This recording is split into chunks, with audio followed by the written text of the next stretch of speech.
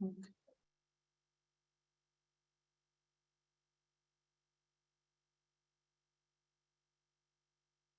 everyone. Thank you for joining us. We will give everyone a minute or two to get logged in and situated, and then we'll begin shortly.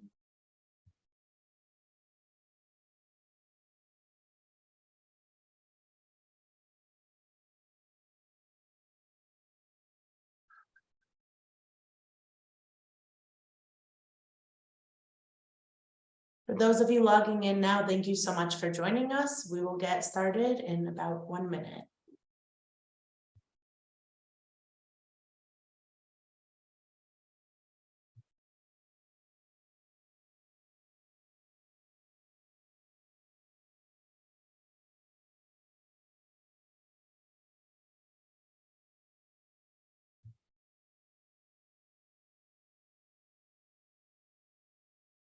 Okay. Perfect. So hello, everyone. Thank you so much for joining us today to learn more about the International Masters in Archaeology and the International Masters Program in Maritime Civilizations. I'm Rachel from the University of Haifa International School, and I'm excited that you're here with us today. Joining me are Professor Reuven Yeshurun from the International Program in Archaeology and Professor Debbie Zwickel from the International Program in Maritime Civilizations.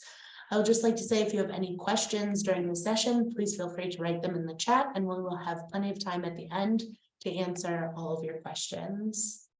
And I'm happy now to introduce Ms. Galit Yaman, Marketing Director of the International Programs, who will tell us more about the city and University of Haifa. So, hi guys, it's a pleasure having you over. And we're sure you have lots of questions concerning the School of Archaeology and Maritime Studies. And we will, of course, answer them. But before that, I want to give you a quick orientation concerning who we are. And I'd like to start actually by saying where we are. So if this is planet Earth, then this little dot is Israel. And if you take a closer look, if we zoom in, we can see it looks like a triangle, and I just colored it red. And it's really, really small. By definition, it's small in comparison to other states and countries around the world. But even though it's small in size, it has a magnitude of things that are worth seeing and doing and experiencing. And I highly recommend you to take a year to explore what Israel has to offer. And world-class education is only the tip of the iceberg. Yes, you are considering doing a master's degree, and that's a very good reason to come to Israel, but it's not the only reason. There's a reason why we're called the startup nation.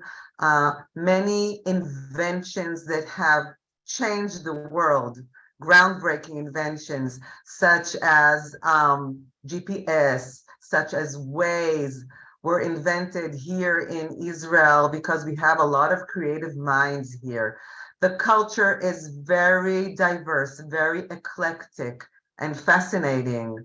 If you walk on the streets, you can hear Hebrew, you can hear Arabic, you can hear English, and you can hear a lot of other languages. The travel and the landscape are also very diverse. I mean, you can ski on the slopes of Hermon Mountain in the north of Israel, and then get into your car and drive for only 8 hours to reach the sandy desert and the Red Sea. And if we're talking about seas and oceans, then we have 3 seas. We have the Med, we have the Red, and we have the Dead, all incorporated in one small country. The food is absolutely excellent, and that's because all of the inspirations from all the cultures coming to Israel, everybody finds something delicious to eat. And the people are just like the weather, the sunny weather, usually warm and friendly all year round. So if we take a closer look, then The northern part of this triangle is Haifa.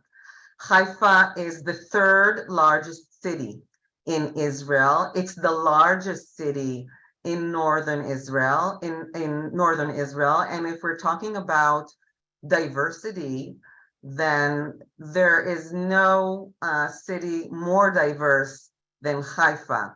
And if you walk the streets of Haifa, you can see and hear Hebrew, Arabic, Druze, Baha'i, and many, many more. And if I take a closer look, then on the top of Haifa, on the crest of Mount Carmel, you can see the University of Haifa, and you can see the campus from this beautiful view, sea and forest view, as you see it now. We incorporate 18,000 students that attend either bachelor, master's, or PhD degree studies. We have 6 leading faculties in humanities, political sciences, law, natural studies, welfare and health sciences, and education. And if we take another zoom in, then here on your right, you can find the University of Haifa International School. And this is actually where we're sitting and broadcasting from right now as I speak. Hundreds of students from 90 countries worldwide choose to join us every year for one of our 18 English taught master's programs. Most of them are 1-year programs. Some of them are 2-year programs, depending on if you're taking the non-thesis or the thesis track. There are many study opportunities in both tracks. And I just want to get you a touch and feel of about what the University of Haifa and the International School is all about. So check out this short video. Here we go.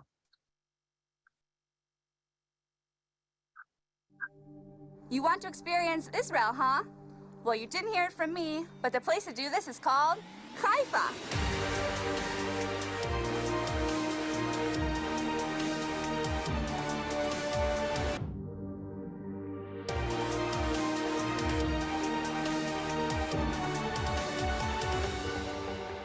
Israel's third largest city, Haifa is definitely its friendliest. A surprising, dynamic metropolis with a sweet, low-key attitude in the middle of some of Israel's most gorgeous scenery. And right at the top, you've got the University of Haifa. If Haifa is the best of Israel, then the university is the best of Haifa. Arabic, Jewish, Christian, Muslim, Druze, Baha'i, beach, mountain, industry, high-tech, academic excellence, and an active student life. It's all right here, all coming together.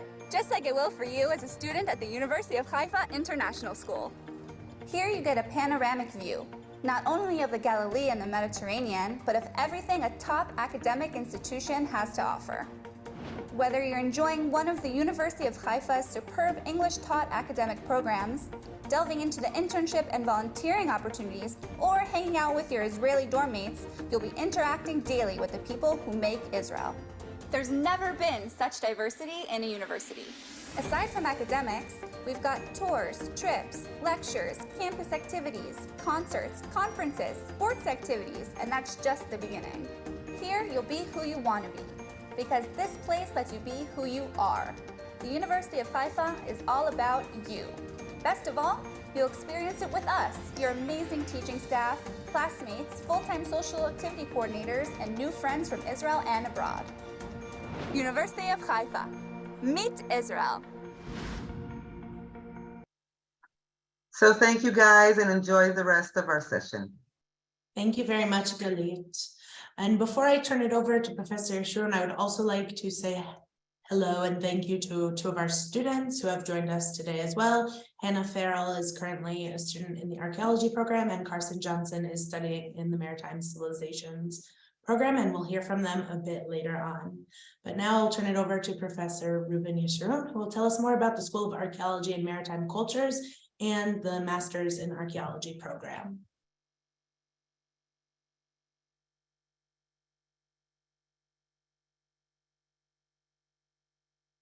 Thank you, Rachel. Thank you, Rachel, and thank you all for joining us today. I have a short presentation too, and I should say that I'm filling in today, not just my part in the MA in archaeology, but for Professor Finkelstein, who unfortunately does not feel very well, so couldn't join us today. So we have quite a special thing to present to you, because for years there's been a lot of great and very diverse archaeological activity in the University of Haifa on land and sea and in between in the coasts. But now we actually teamed up all archaeologists in the university to create the School of Archaeology and Maritime Cultures. And what is this thing, and why study archaeology and maritime civilizations in Haifa? We provide you with the opportunity, we'll soon talk about what is we, but we provide in general the opportunity for you to understand humanity. If you want to understand something, you have to start from its roots, from the past, from its history. And this is probably the best place to touch history, literally touch history with your hands, and we'll have some examples for you later on. Knowing how we started and what are the roots of our civilizations lets us maybe predict what is ahead of us, which is especially important in this pretty confusing age, and maybe even prepare for the future. The School of Archaeology and Maritime Cultures include 3 departments, and one more is being set up. It includes right now 2 pretty experienced international programs. You hear about both of them in archaeology, with an emphasis in prehistoric archaeology and on maritime civilizations. Altogether, we are about 18 academic faculty staff that are globally renowned, and the entire structure is quite unique. Again, this is the only place in Israel, and one of the very few in the world, to combine land archaeology, coastal archaeology, and underwater archaeology. Furthermore, this is a place that combines all these great field activities with lots of analytical labs to study the finds. And as you know, or you will see, the work probably usually starts in the field, but doesn't end there. So we have to study the finds, and we do it, much of it right here in the beautiful campus that Galit showed you. Eventually, our vision is to combine, and this is happening right now. It's not a kind of a vague vision for the future. The vision is to combine archaeology in both land and coast and sea, and the study of maritime civilizations that you hear about soon, and the studies of cultural heritage and archaeological sciences, our 2 new departments that are being set up right now under one roof, with all the very important synthesis that we can do. Not only that, we have the ability or the luxury of implementing all these great methods and theories on some of the best archaeological sites in the world. We present you some of them. Our students, and of course us, regularly dig and study in UNESCO World Heritage sites, and all sorts of sites that are quite famous for the academic community and beyond. So this is about the school in general. Now some words about the first MA program that I mentioned, the International Program in Prehistoric Archaeology. It is affiliated in the Department of Archaeology, and it runs now for the 9th year. We're students from all over the world, China, India, Canada, Australia, the US, and other places. So basically, what we look for are people who are enthusiastic about past, the deep past, not just what happened a few hundred years ago, a few thousand years ago. We focus on prehistory for many reasons. We like it because it helps us touch the roots of all of humanity, not a specific group or tribe or nation, although it certainly is relevant for many of these things too.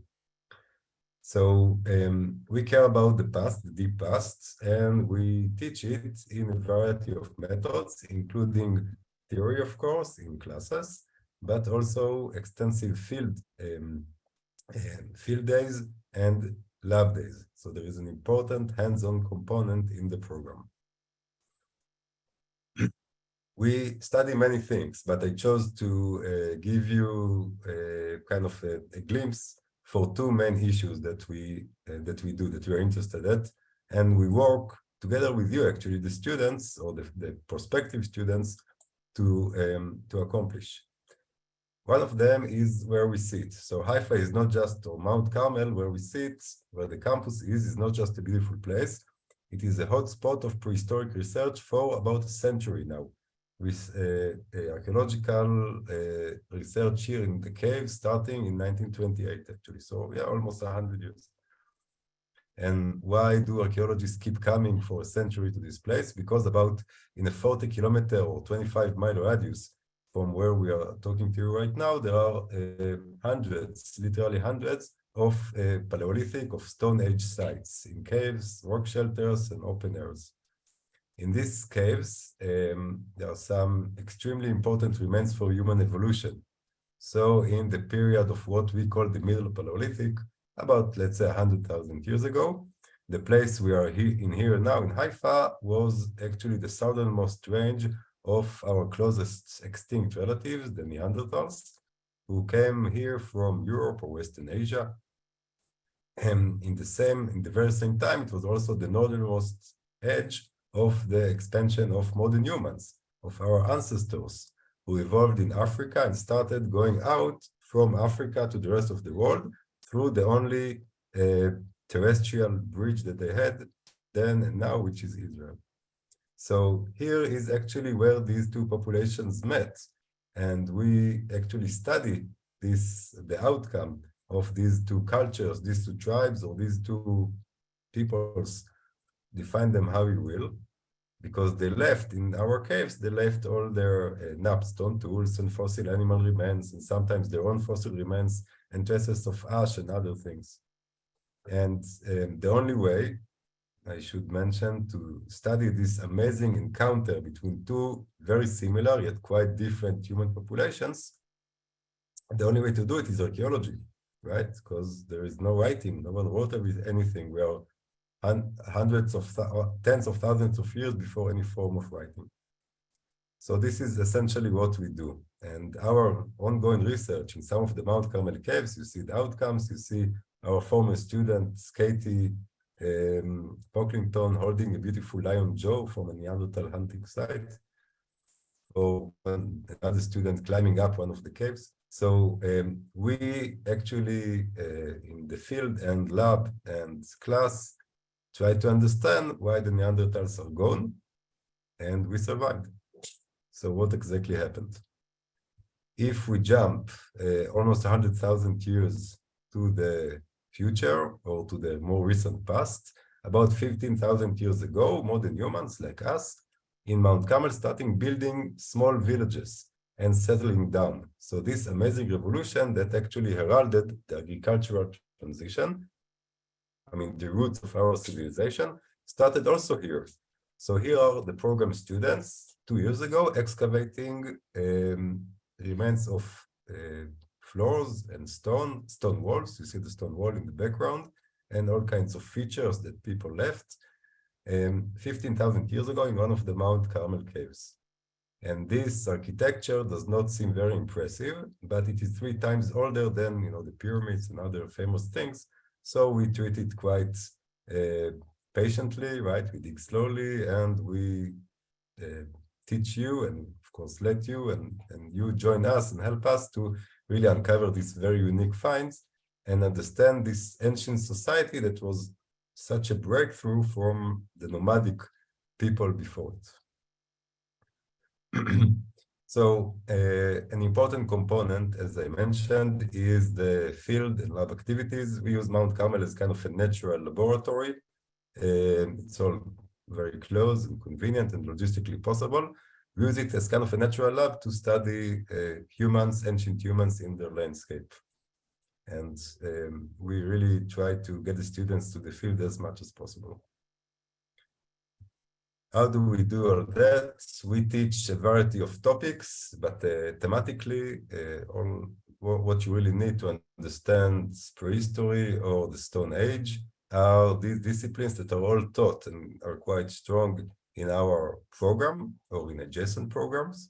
So you'll learn about things like zooarchaeology, the study of fossil animal remains from the prehistoric camps, about stone tool technology, how people napped their stone tools from flint and chert and other stones, or made vessels and mortars to pound grains. We do experimental archaeology to understand how these tools were used. So we sometimes find ourselves, reading grains at very early hours. And we use, spatial archaeology methods by GIS and geoarchaeology, the study of the ashes and sediments and stones in the camps that also tell us about how humans exploited their environment. So thank you for listening, and Rachel, back to you. Thank you very much, Professor. I will turn it over now to Hannah, who will tell us a bit about her experience as a student in the program. Hey, I'm Hannah Farrell. I'm from the United States originally. I am a first-year master's student in the Prehistoric Archaeology program. I'm on the thesis track, so I'm a part of the 2 years instead of the 1 year that could be offered. And my background is in archaeology. I went to Appalachian State University, which is on the East Coast of the United States. And I have more of a biological archaeology background, which is part of the reason why I chose to come to Haifa, because this is such a rich environment for prehistoric research in total. And as well as part of the biggest reason why I came here is I actually got to excavate this past summer with the university, and I made such great connections with some of the staff members here that it felt like a really welcoming environment, kind of a home away from home, because I know I'm pretty far. And I've had just some amazing opportunities here at the university, as well as in Haifa, in the city in general. It's been a great experience for me so far, and I'm excited to see where this goes. Thank you. Thank you so much, Hannah. Yeah. I will now turn it over to Professor Debbie Zwickel, who will tell us a bit more about the Maritime Civilizations program.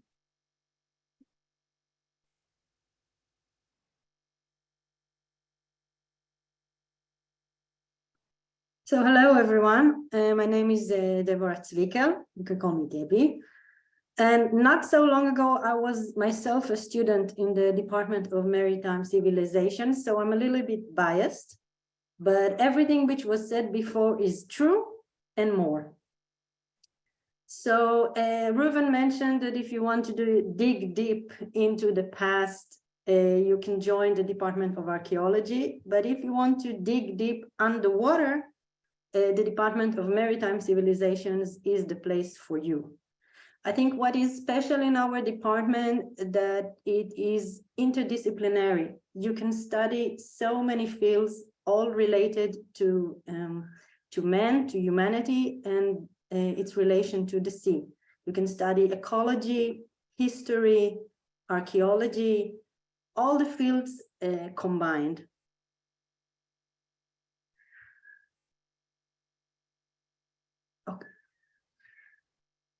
So in our department, we give you the chance, or we kind of oblige you to join us in the field. So it's one thing to sit in class and learn archaeology, history, to study about jellyfish. It's very interesting. But once you go out there and you see things for yourself and you do it, doesn't matter if you make mistakes. It's okay. You're students. This is the reason we want you to come with us and work with us on land, on the coast. As you can see, the brilliant students here. Underwater, as you can see, Marianne and Michelle, both PhD students in nautical archaeology. Sophie and Roy here, who are helping with the conservation of an ancient shipwreck. Once you do the things yourself, you can learn so much more than just sitting in class. And this is what makes, one of the things that makes our department unique, that you have to go in the field, either dive or work on the coast, bring the material to the lab, continue the work in the lab, in the library, of course, together with the amazing staff we have. And one of the things we ask our students, those who decide to continue to write their thesis, is to combine two fields together. So you can't study archaeology alone for your thesis or just ecology alone. We have this unique combination. So it's either archaeology and history or even archaeology and biology. We had students writing on dolphins in antiquity. So this very nice combination that you can't find anywhere else in the world. We have a great emphasis on underwater excavations. If you're a diver, that's the place for you. This is an example from a project, but you see here in the photo, a project of Professor Asafius Urlanda, who's conducting excavations of ancient harbors along the Israeli coast. Myself, I'm a nautical archaeologist, so if you're interested in rotten wood, that's my thing. I like shipwrecks, so you're welcome to join the excavations. Sometimes, you just join an excavation for fun, and then you find yourself writing a thesis on one of the finds or many of the finds which we discover. Some students never aimed to and found themselves writing a PhD. So it's appealing, but I'm biased. I don't know what else to say. Another course which we offer and does not exist in any other university in the world, and I know I've checked, is the shipbuilding workshop, where, as you can see here in the photos, we ask students another way of learning hands-on how to build a ship, how an ancient ship was built, how to model a ship. Or we can see here in the photo here at the bottom, a ship shed. One of the students was trying to reconstruct a ship shed. So we take the original archaeological finds, evidence, sometimes based on historical evidence, as you can see the students here who were trying to build a scaled model of an ancient galley. We only have the historical documentation, and what they did, they built a ship for real. So this gives you a wonderful opportunity. You don't have to be a carpenter. None of the students ever had experience in carpentry. But while you're trying to build your own little model, you can learn so much, and learning from your mistakes is one of the best ways to learn. And I like to present this slide also to put an emphasis on something which maybe not many people mention, is the fact that we sort of like unofficial aim at grooming also young women to become first-rate scientists. Okay, so this is one of our goals. And in our department, as you can see here, as Ruben also mentioned regarding archaeology, we have coastal and underwater archaeology, ancient ship construction, different kind of science. We always have to work in collaboration with other laboratories, with other scientific fields, metallurgy, to study ancient metals which we recover from the sea, study the historical aspects, marine biology and ecology. We have a great team here at the Department of Maritime Civilizations. So what I say to you is, come on, it's time for you to dig, dive, and discover. Thank you for your attention. Thank you very much, Professor Spickel. Now we'll have Carson Johnson, who will share her experience as a student in the program. Hi, everyone. Like Rachel said, I'm a student here at University of Haifa through the international program with Maritime Civilizations. And back home, I did my bachelor's in regular terrestrial archaeology, kind of with a focus on Native American cultures. I'm from Oklahoma, so there's a lot of that richness there, but I've always loved scuba diving. That was kind of a dream that I've been trying to chase, is to combine my two favorite things, which is archaeology and diving. And so I came here, and so far I am very satisfied with all of the opportunities that I've been given just by asking questions and getting invited to help out and getting some really great advice, how that turns out. But yeah, so far I really love campus and I love diving here, and the classes are super interesting. So I would definitely recommend it to anybody who wants to dive and loves history. Thank you so much, Carson. Okay, so now we've had such an amazing presentation of both of these programs in the new School of Archaeology and Maritime Cultures. So now it's your chance, everyone viewing from home, to ask your questions to Professor Yeshurun, to Professor Zwickau, to Hannah, Carson. Now is your chance to ask your questions. In the meantime, I'll say that I sent some links in the chat so that you can start your application. We are running a special through next Sunday, January 15th. If you submit your application by then, you'll receive 85% off the application fee. So everyone can feel free to write their questions in the chat or raise your hand and I can unmute you so you can ask your questions.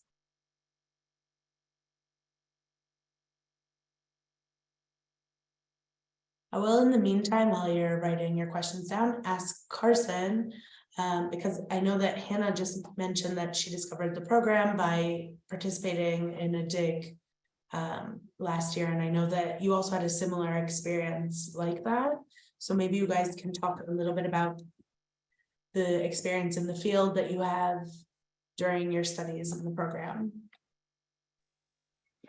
Yeah, this is actually my second time to Israel. So the first time I got to help out at a site called Tel Hatzor with Professor Shlomit.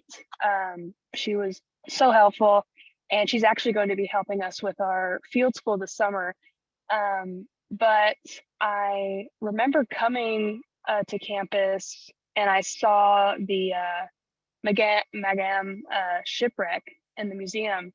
And I was like, oh my gosh, this is awesome. And so that's kind of how I found out about it and I applied and whatnot. But since I've been here, which we're just about to start diving with the school and doing a little bit more, like we're about to do our workshops and learning how to excavate underwater. So that's going to be really interesting, actually starting to get the all the methodologies that we're learning in class and starting to put them into more of a hands-on kind of thing like Debbie was talking about.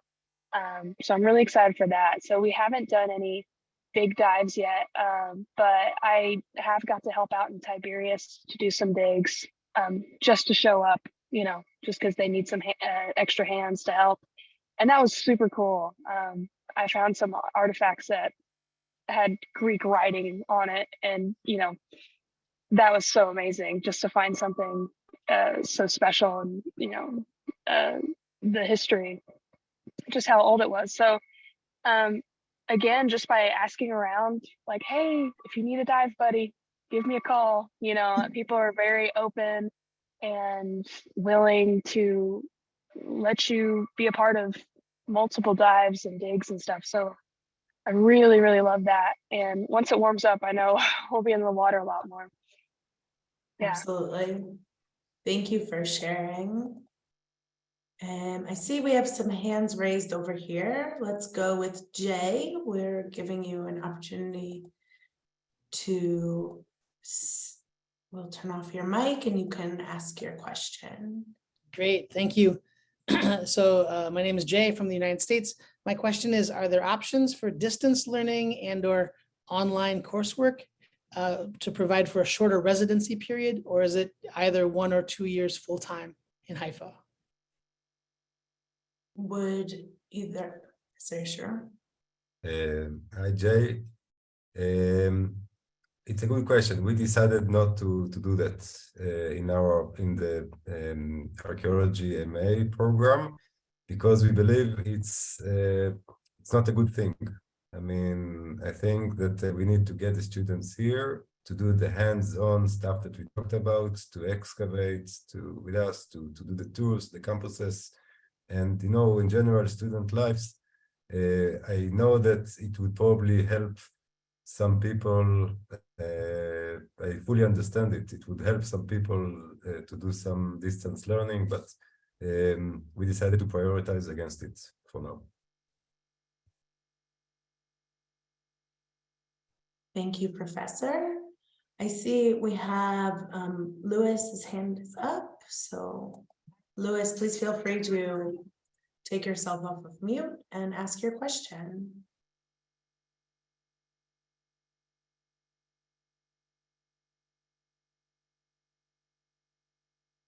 Okay, Lewis, we'll come back around to you.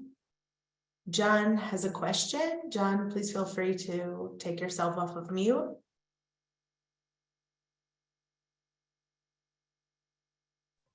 All right. Can you hear me? Yes, we can hear you, John. Okay, great. I turned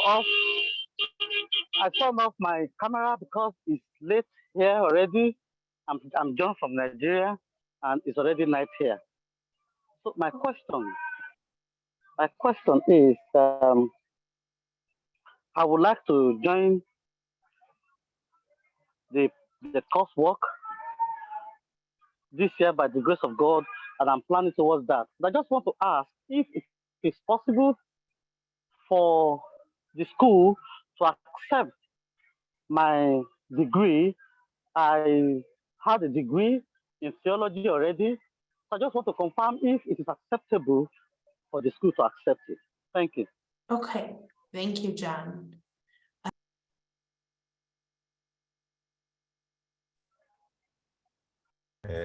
Rachel, you're on mute.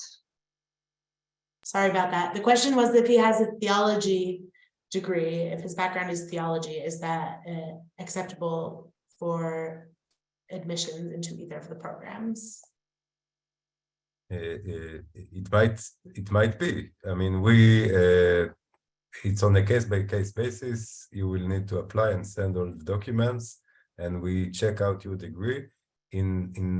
Basically, we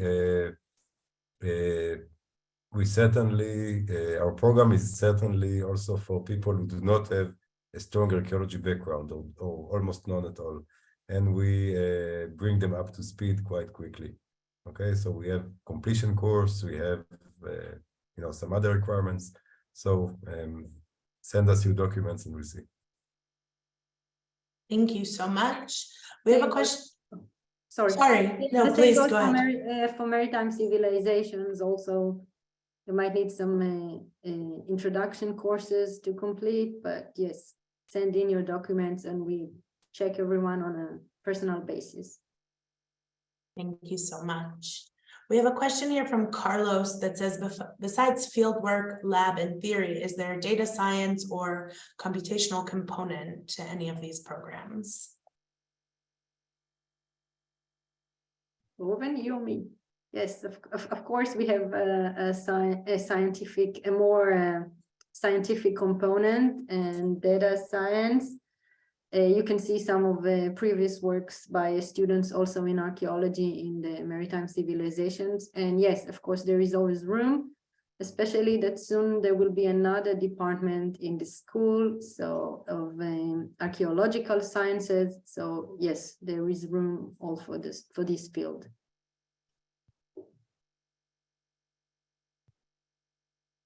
And I might add that an important component, we have actually a faculty member, Dr. Itzhak Yafe, who specializes in GIS applications in archaeology and teaches a biannual course about it. So quite a few students who want to apply digital methods to spatial questions, pursue his lead. Professor Spiegel, there was a question about the dual degree with the University of Padova in Italy. Can you speak a bit more about that?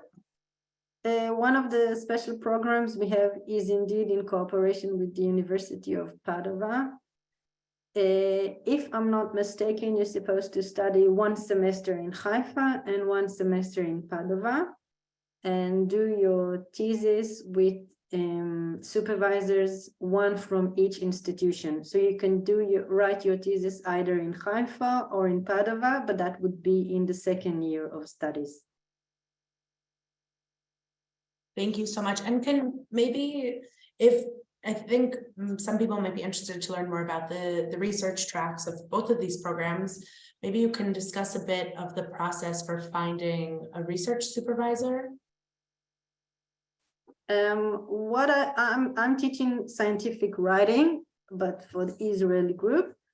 The advice I give to them, or I give to each student, is to find something that you like. Take the first semester to check, to learn about the different fields we have to offer, the different lecturers that are in the departments, because you don't want to write your MA thesis with a professor or supervisor you don't have a good connection to. So if you find the right supervisor, someone who is right for you, you can find together a topic which is of interest to you, and together find, as I said, in the Department of Maritime Civilizations, you need 2 supervisors. So together you can find the second supervisor. So I give you an advice, do something you like with a supervisor that you can openly speak to, because no matter what you do in your thesis, in your PhD, even if you adore your professors, at some point you'll had enough. There is always a breaking point, and you need to take a week, 2 weeks off and do something else. But if it's something you like, and if you like your professors, then you'll go back in track and you'll write your thesis and end it up. But if you are working on the topic you're not interested in, or if you don't have a good speaking terms with your supervisors, it will blow in the air. So go with your heart. Look where it got me. What Debbie is saying is extremely important career advice, not just in academics, I think. And by the way, both of us, Debbie and I, grew up in much of our careers in the University of Haifa. I'm also a graduate of, the program didn't exist, but it's former, MA, used to be taught in Hebrew. But I would like to add one more advantage of actually both of our programs, that we know the people, or we try to know the people, right? So once a year or even less than that, more or less, we are into the second semester or the spring semester, then we teach in small groups. We give kind of personal tutoring for each one. So both the students know who to approach with, thesis options, what are the areas of interest or personal chemistry, or the side that is of interest to them. And also we know, and we proactively encourage students, and students who are up to it, to go to the research track and find good thesis topics. I think each of us in both programs has, every faculty member has kind of a bank of 8 or 10 really interesting thesis topics that are totally feasible. We are just waiting for a bright person to do them with us. So these are not huge programs. You will have some personal treatment here. Thank you very much. I see Yingji Wen has a question. Your hand is raised, so please, Yingji, please feel free to unmute yourself and ask your question. I got a question that is this program has a requirement for specific professional background? Hello? No. Yes. I want to ask, is this program has a requirement for specific professional background? If there's a specific professional background required for candidates to apply. If only the related major, like I'm the English major, can I just submit in this program? Yes, you can. Several of our students did not have an archaeology background when they started. We bring them up to speed. We have built-in completion programs, completion courses in both programs. So we very much welcome also applications from people with little or no archaeology background. And as I said, we evaluate them on a case-by-case basis. So please do apply. Okay, thank you, Professor. Okay, we have here another question. When is the academic year beginning for 2023-2024? I don't have a specific date for you right now. It should be in October of 2023. We can send you an email with the specific dates. And how many days, weeks, or months does the admission review take?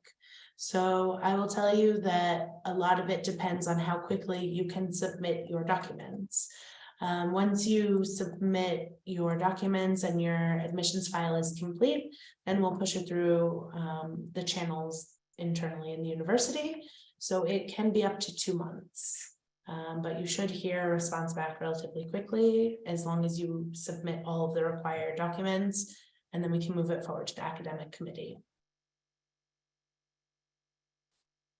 Okay, let's see. Louis is back. Louis, please feel free to ask your question.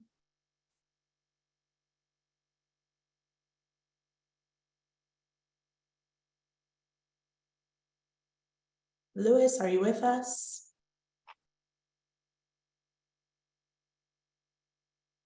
Okay. We will move to the next question. Let's see. Okay.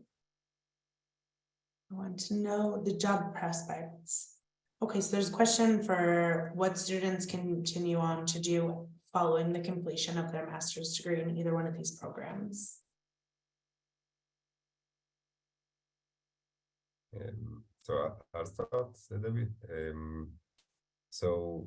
Judging from what our alumni have been doing after their graduations, so they there are two main things that they do. Okay, one thing is work in archaeology.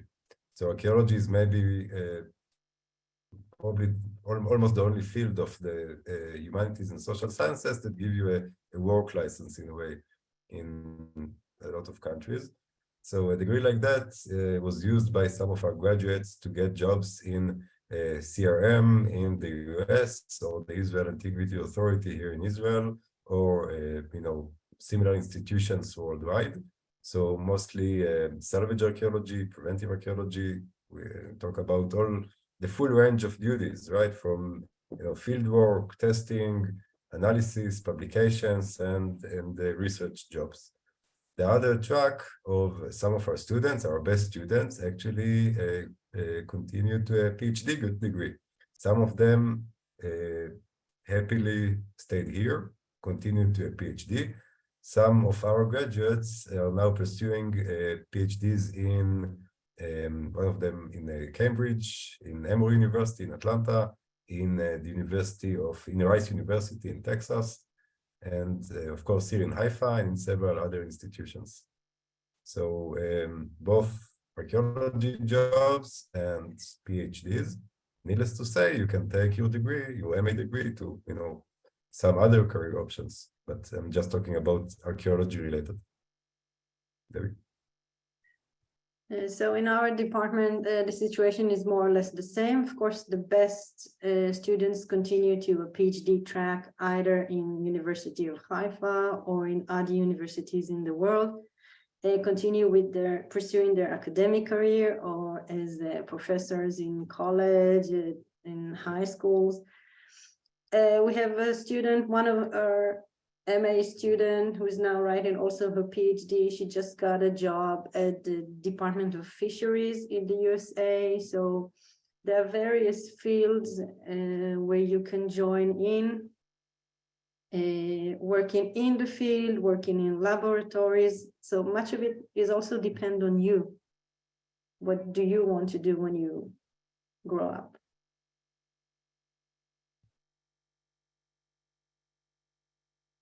Thank you very much. And I will ask now if anyone has any additional questions, either for Professor Sharoon, Professor Zwickel, or Hannah or Carson. No? Okay, so if there are no more questions, I would like to thank you both, Professor Zwickel and Professor Yeshroon, for taking the time to share more about both of the programs. And of course, thank you so much to Hannah and Carson for sharing your experiences as well. And thank you everyone for tuning in to learn more about these programs. We hope to see you in Haifa this fall. Thank you very much. Thank you. Thank you, everybody. Thank you. Bye-bye. Thank you guys. Thank you. See See ya. you soon. See you soon in Haifa. Yeah. Thank you. Bye. Bye.